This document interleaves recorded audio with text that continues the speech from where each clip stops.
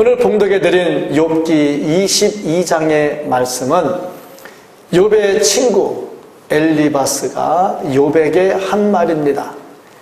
이 말씀을 1차적으로 정리를 하면 엘리바스가 욥에게 한 이 말이 틀린 말이냐 맞는 말이냐 할 때에 엘리바스가 욥에게 한 그 말 자체는 틀린 말이 아닙니다. 성경에 맞는 말입니다. 그런데 우리는 이 말을 받지를 못해요. 왜 받지 못하느냐면 일반적인 사람에게는 맞는 말이지만 욥에게는 해당 사항이 없는 말이에요. 그러니까 엘리바스가 다른 사람에게 이렇게 말하면 되지만 욥에게는 이렇게 말하면 안 돼요. 왜냐하면 욥이 고난을 당한 것은 너무 하나님을 잘 믿으니까 사탄이 시기를 했고, 그래서 하나님께 고자질하고 뺏어가면 더 신앙 없어질 겁니다. 하나님은 욥을 확신했거든요. 네 한번 해봐라. 욥이 그래도 안 변할걸. 그래서 허락을 해서 욥이 고난을 당하는 거거든요. 그러니까 엘리바스가 한 이 말이 욥에게 하는 것은 옳지가 않아요. 그러나 우리가 분명히 알아야 될 것은 욥에게 옳지 않다고 해서 우리에게도 옳지 않은 말이냐? 그건 아니라 이 말이에요. 왜냐하면 이 말씀은 성경 말씀에 있는 것들이고 우리에게 주시는 하나님의 말씀으로 받을 수 있는 것들이죠. 그래서 오늘 이 말씀을 전할 때 우리는 어떻게 들어야 되냐면 이거는 아니야 그러고 들으면 안 되고 하나님이 나에게 주시는 말씀이다 그리고 받아야 되는 거죠. 이 말씀에서 엘리바스가 강조하고 있는 것이 뭐냐면 하나님은 어떤 자에게 축복을 주시는가, 그리고 이 축복을 받으려면 어떻게 해야 되는가, 하나님께서 복을 주실 때 어떤 복을 주시는가 하는 말씀이 여기에 기록이 되어 있습니다. 오늘 이 말씀을 통해서 정말 하나님과 화목하면 오는 축복이 무엇인가, 어떻게 하면 하나님과 화목할 수 있는가, 하나님께서 주시는 축복을 어떻게 받아 누릴 것인가, 이 말씀이 하나님께서 우리에게 주시는 말씀으로 받아들여질 수 있기를 주님의 이름으로 축복합니다. 먼저 이 말씀을 통해서 보아야 할 것이 뭐냐면 하나님의 축복을 받으려면 축복에 마중물을 부을 줄 알아야 된다 하는 겁니다. 그러니까 축복에 관한 한 우리가 해야 될 게 뭐냐면 하나님께로부터 복받을 일을 해야 되는데 그게 마중물을 제대로 부어야 된다 이 말입니다. 갈라디아서 6장 5절부터 9절까지 말씀을 보면 각각 자기의 짐을 질 것이다. 가르침을 받는 자는 말씀을 가르치는 자와 모든 좋은 것을 함께 하라. 스스로 속이지 말라. 하나님은 업신여김을 받지 아니하시나니 사람이 무엇으로 심든지 그대로 거두리라. 자기의 육체를 위하여 심는 자는 육체로부터 썩어질 것을 거두고 성령을 위하여 심는 자는 성령으로부터 영생을 거두리라. 우리가 선을 행하되 낙심하지 말지니 포기하지 아니하면 때가 이름에 거두리라. 선을 심으면 반드시 때가 되면 거두어드린다 말씀을 했어요. 그래서 우리가 하나님의 축복을 원하거든 하나님께 마중물을 부어야 되는데 착한 행실, 선한 일을 해야 된다는 거예요. 그럼 우리가 부어야 될 마중물이 뭐냐? 뭐가 착한 행실이고 선한 일이냐? 첫째는 하나님의 나라와 그 의를 구하는 겁니다. 마태복음 6장 33절 말씀을 보면 너희는 먼저 그 나라와 그 의를 구하라. 그리하면 이 모든 것을 너희에게 더하시리라 그랬어요. 우리가 하나님의 나라와 하나님의 의를 구하면 하나님께서 다른 것들은 다 덤으로 더해 주신다 말씀을 했어요. 그래서 우리가 마중물을 불 때 제일 먼저 하나님의 나라, 하나님의 의를 추구하는 삶을 살아야 됩니다. 두 번째가 뭐냐면 하나님의 뜻이 온전히 이 땅에 이루어지도록 해야 됩니다. 하나님의 뜻이 뭐냐? 데살로니가 전서 4장 3절로 6절까지의 말씀을 보면 하나님의 뜻은 이것이니 너희의 거룩함이라 곧 음란을 버리고 각각 거룩함과 존귀함으로 자기의 아내 대할 줄 알고 하나님을 모르는 이방인과 같이 세욕을 따르지 말고 이 일에 분수를 넘어서 형제를 해하지 말라.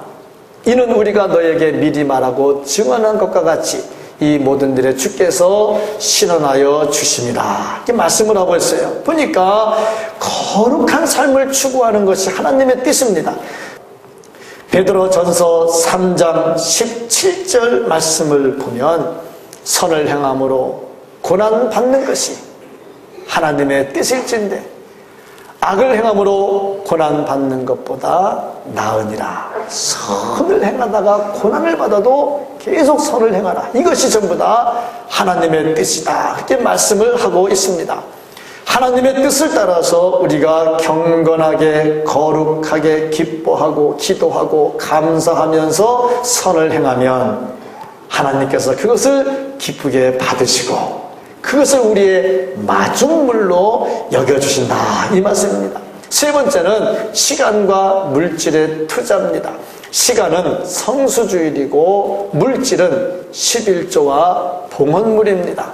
이것이 온전하게 드려질 때 하나님께서는 우리에게 축복을 말씀을 하십니다. 말라기 3장 8절로 12절까지 말씀을 보면 사람이 어찌 하나님의 것을 도둑질하겠느냐? 왜 하나님 거 도둑질하는 이거죠. 그러나 너희는 나의 것을 도둑질하고도 말하기를 우리가 어떻게 주의 것을 도둑질하였나이까 하는도다. 자, 도둑질해놓고도 내가 언제 도둑질했습니까? 그리고 말하는 거예요. 이때 하시는 말씀이 이는 곧 11조와 봉헌물이라. 곧 너희 곧 온 나라가 나의 것을 도둑질하였으므로 너희가 저주를 받았느니라. 11조와 봉헌물을 안 하는 것이 도둑질이라 말씀을 합니다. 만군의 여호와가 이르노라. 너희의 온전한 11조를 창고에 들여 나의 집에 양식이 있게 하고 그것으로 나를 시험하여 중요한 말을 씁니다. 11조를 드리고 그것으로 하나님 당신을 시험해보라 이거예요. 내가 하늘문을 열고 너희에게 복을 쌓을 것이 없도록 붙지 아니하나 보라. 시험해보라 이거예요. 만군의 여호와가 이르노라. 내가 너희를 위하여 메뚜기를 금하여 너희 토지 소산을 먹어 없애지 못하게 하며 너의 밭에 포도나무 열매가 기한 전에 떨어지지 않게 하리니 너희 땅이 아름다워짐으로 모든 이방인들이 너희를 복되다 하리라. 만군의 여호와의 말이니라. 하나님께서 나를 시험해보라 그렇게 말한 적이 없어요. 근데 여기서는 분명히 말씀을 합니다. 너희들이 11조와 헌물을 들여서 나의 창고를 들여서 나를 한번 시험해봐라. 참 어려운 부분이 이 부분입니다. 생활에 11조를 드리는 것은 쉽지가 않습니다. 왜냐하면 당장에 빠져나가니까 채워야 될 게 없지요. 그러나 하나님은 말씀합니다. 넣고 시험해봐라 이거야. 그리고 시간이 지난 다음에 봐라 이거야. 너희가 손해보는가 축복을 받는가. 분명히 말씀을 합니다. 우리가 축복을 위해서 하나님께 마중물을 부어야 될 때 시간으로 성수주일과 물질로 11조와 봉헌물을 온전히 드리면 반드시 축복이 임하게 될 줄로 믿습니다.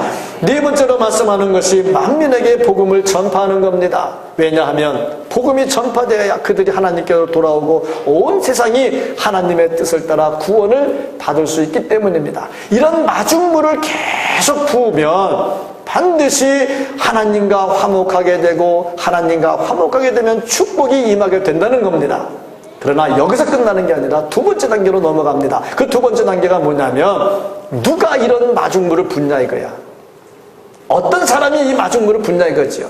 그것은 하나님이 전능하시다 하는 것을 의심하지 않고 믿는 사람입니다. 그러니까 제2단계가 뭐냐? 하나님의 전능하심을 의심하면 안 된다는 거예요.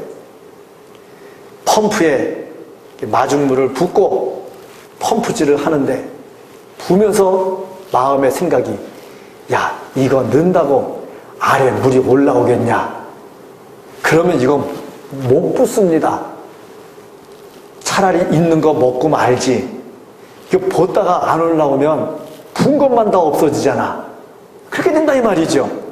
그러니까 누가 마중물을 붓느냐? 부면 물은 올라와. 그 믿는 사람이 마중물 붓는 거예요. 그거 안 믿으면 마중물 못 붓습니다.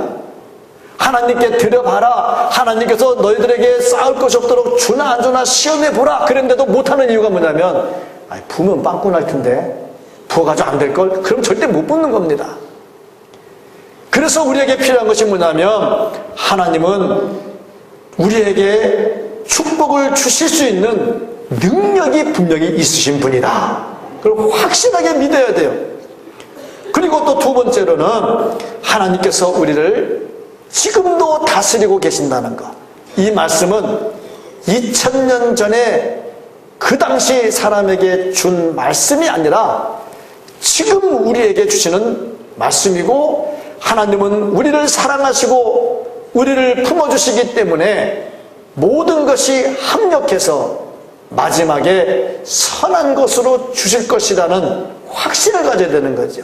그래서 로마서 8장 28절에 말씀하시기를 우리가 알거니와 하나님을 사랑하는 자 곧 그의 뜻대로 부르심을 입은 자들에게는 모든 것이 합력하여 선을 이루느니라. 이 모든 것 속에는 망하는 것도 있어요. 병드는 것도 있어요. 죽는 것도 있어요. 안 좋은 것도 많이 들었어요. 모든 것이니까. 그런데 중요한 것은 이런 것들이 전부 합력해가지고 마지막에 뭐로 돌아오느냐? 선으로 돌아와요. 요거를 믿고 의심하지 않고 합력해서 선을 이루시는 하나님을 확실하게 믿으면 축복은 반드시 오게 되어 있습니다. 믿음의 문제입니다. 그러니까 이것은 시간의 문제도 아니고 돈의 문제도 아니고 믿음의 문제인 거예요. 누가 마중물을 부을 수 있느냐? 하나님의 전능하심을 의심하지 않는 자가 마중물을 부을 수 있고 마중물을 붓는 자가 콸콸 쏟아지는 이 펌프의 물을 받을 수가 있는 겁니다. 그래서 우리는 절대 의심하지 말아야 됩니다. 의심하는 자들 하나님께서 보시겠느냐? 하나님께서 주시겠느냐? 하나님께서 하시겠느냐? 넣으면 끝이지. 이러면 절대 하나님의 축복의 대열에 서지 못한다는 겁니다. 전능하신 하나님을 의심하지 말고 믿으시기 바랍니다.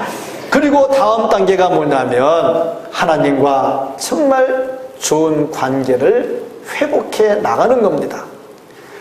넣고 11조하고 쌓아주지 않나 시험해보라. 그러니까 돈 넣고 돈 먹게 하는 것 같이 보면 안 된단 말이죠. 우린 그게 아니라 이 말이에요.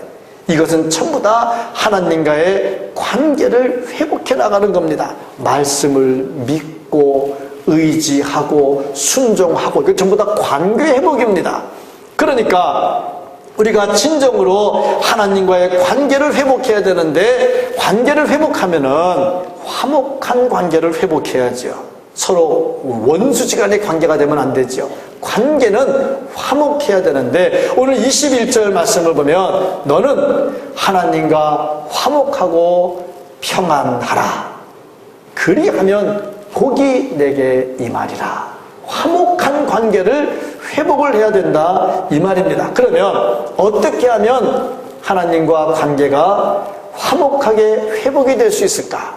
22절부터 쭉 그 이하의 기록이 나와 있습니다. 첫째로 보니까 말씀을 실천하라. 22절 말씀을 보면 청하건대 너는 하나님의 입에서 교훈을 받고 하나님의 말씀을 내 마음에 두라. 말씀을 듣고 말씀을 가슴에 담고 있어야 그 사람이 하나님과 관계가 회복이 되는 거예요. 이 말씀을 단지 귀로 듣는 게 아니라 이 말씀은 능력이거든요. 예수님의 말씀 자체가 능력입니다. 그러니까 이것은 능력으로 받아들여야 되겠죠. 찬송을 불러도요, 예수 따라가며 말씀 순종하면 우리 행할 길 환하겠네. 주님의 말씀이라면 가라고 하는 데까지 가고, 주님의 말씀이면 서라고 하는 데서 서야 됩니다. 두 번째 관계가 뭐냐면 불의를 멀리 해야 됩니다. 23절 말씀을 보면 내가 만일 전능자에게로 돌아가면 내가 치음을 받을 것이며 또 내 장막에서 불의를 멀리 하리라. 하나님은 의로우신 분입니다. 불의를 원치 않아요.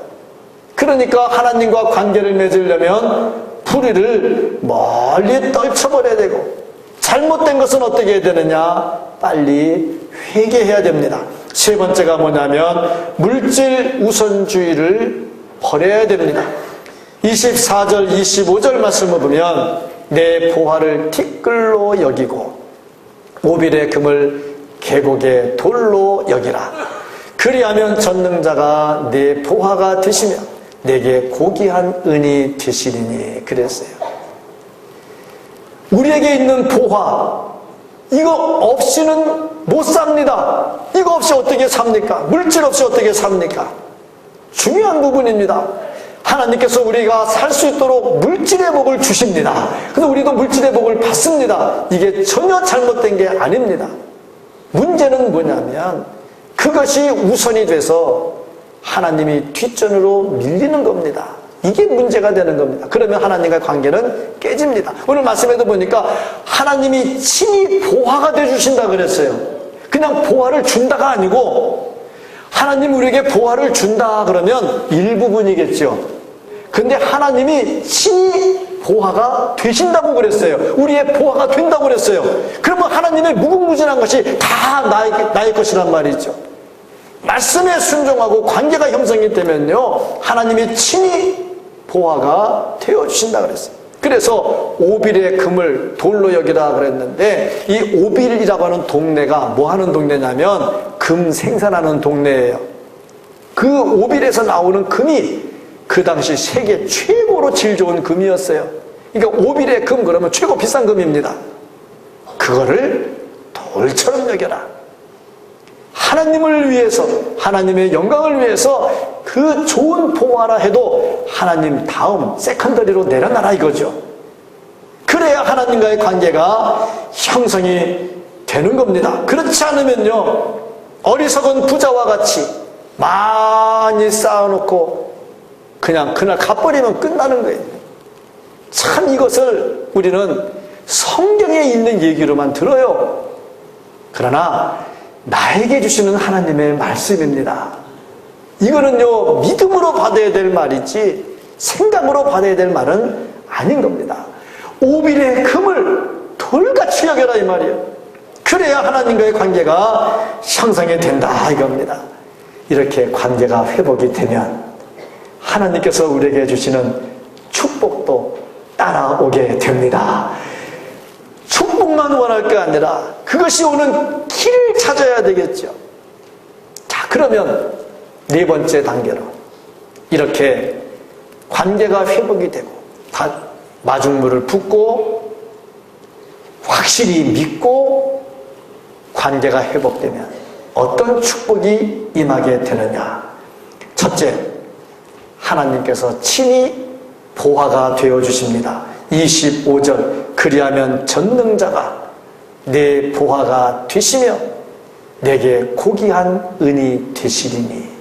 하나님이 친히 당신이 우리의 보배가 되어주시는 거예요. 두 번째, 하나님께로 얼굴을 들게 된다 그랬어요. 26절 이에 내가 전능자를 기뻐하여 하나님께로 얼굴을 들 것이라. 자, 얼굴을 든다. 누가 얼굴을 들고 쳐다봅니까? 사이가 안 좋으면 얼굴 들고 안 쳐다봅니다. 그냥 돌리고 갑니다. 못 본 척 합니다. 해도 그냥 끄떡하고 그냥 지나가죠. 하나님과 얼굴을 둔다는 게 뭡니까? 하나님과 관계가 정말 좋다는 것이고, 보면 좋고 즐겁고, 그 축복의 근원이신 하나님을 보는 것이 너무너무 좋은 거예요. 그래서 얼굴을 향하여 들면서 수시로 하나님을 찾습니다. 그 다음 단계가 뭐냐? 기도할 때 하나님께서 들어주십니다. 27절, 너는 그에게 기도하겠고 그는 들을 것이며 너의 서원을 내게 갚으리라. 기도하면 응답이 돼요. 관계가 좋으니까 하나님께서 빨리빨리 응답을 해주세요. 서원을 갚겠다는 얘기는 서원을 언제 갚습니까? 다 이루어지니까 갚는 거 아닙니까?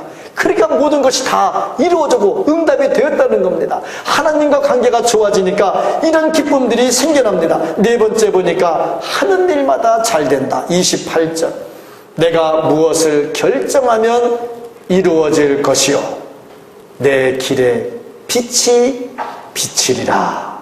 무슨 일을 결정하든지 그것이 이루어진다, 이 말씀입니다. 다섯 번째 보니까 구원의 축복이 임합니다. 29절, 사람들이 너를 낮추건 너는 교만했느라 말하라. 하나님은 겸손한 자를 구원하시리라. 겸손한 자를 구원하시리라. 분명히 말씀을 했습니다.